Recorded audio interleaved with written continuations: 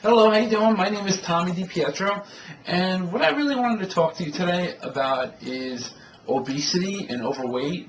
And it's really becoming an epidemic. And I did a little bit of research, and I just want to give you some of the facts that are around today and what they're kind of predicting for the future, because it's definitely very serious. And I mean, if people aren't really too familiar with obesity and overweight is, it is an excessive amount of fat accumulation that may impair your health. And I can go into more detail what that is, but let me just start out by explaining some numbers. And I actually found this through the World Health Organization. In case you didn't know this, in 2005, they actually said, there was 1.6 billion adults that were overweight.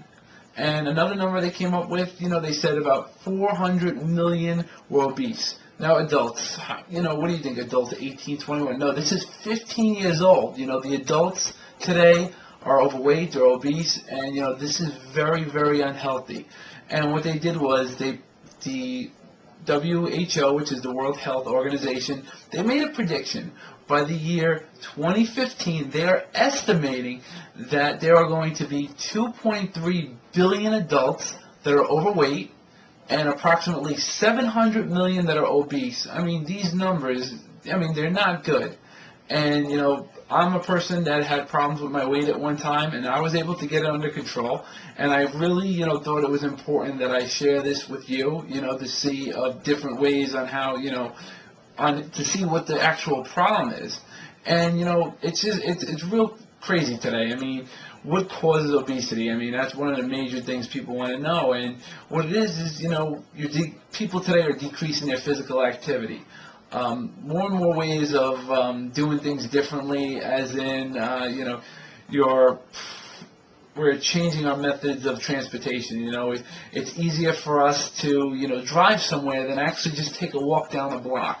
You're decreasing your physical activity overall. You're not going out and taking that long walk like people used to. Like I said, driving your car everywhere. Public transportation is everywhere. Who would rather take a bus? Who would rather take a subway, drive the car? I mean, that's just the beginning of it, and also the increase of urbanization. One way that they actually, how I was able to look into this, and what I like to do is, explain to you what your body mass index, they do call it your BMI. And what this does is, it's like a calculation, and it's able to classify like overweight and obesity, and they use these numbers because as these numbers get higher, we could tell you, as the numbers get higher, we could tell you like kind of like what level of obesity, like you're moderate, you're severe, and as the BMI increases, the one thing it does do, you increase your chances of getting, say, like a cardiovascular disease, increases your chance of getting diabetes, maybe like a muscular, a muscular disease such as osteoporosis, which my grandmother actually passed away from, and it can lead to some forms of cancer.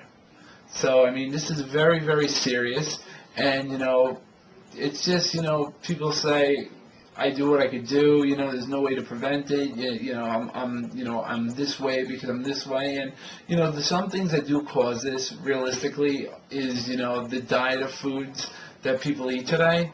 I mean, they're high in sugar, they're high in fat, they're low in vitamins, they're low in minerals and other micronutrients. That's huge, I mean, and, they could definitely be preventable, and somebody's like, they ask me, what can I do? I can't help it. I'm always on the run. I have to go for fast food. I have to go to a fast food restaurant, grab a slice of pizza. It's just, everything is convenience because in today's society, everybody's on the run. Nobody, has a chance to stop and actually look what's going on and say, listen, this is not healthy. And then you pass it down to your children. and they're on the run, and everybody has to go to practice, you go to school, you go to work, you have activities to do, and I mean, definitely, it can be prevented, and it's real easy. You really have to achieve like an energy balance and a healthy weight.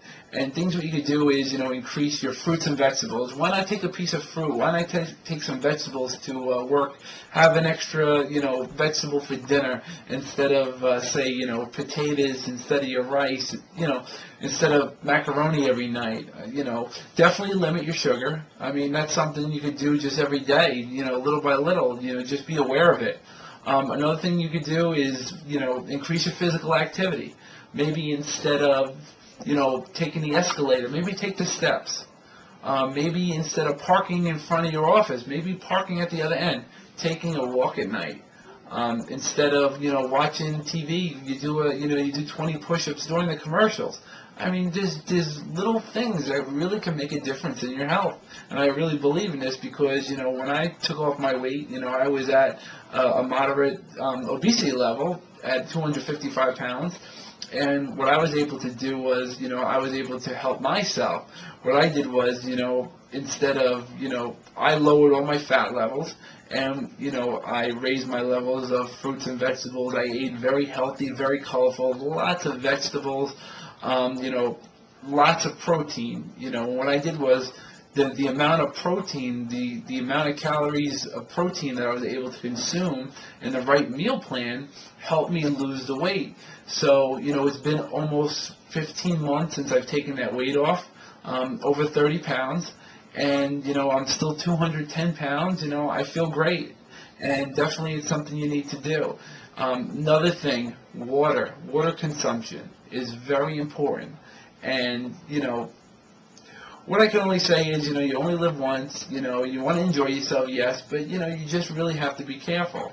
And if you check out my website, if you look at it below, check it out.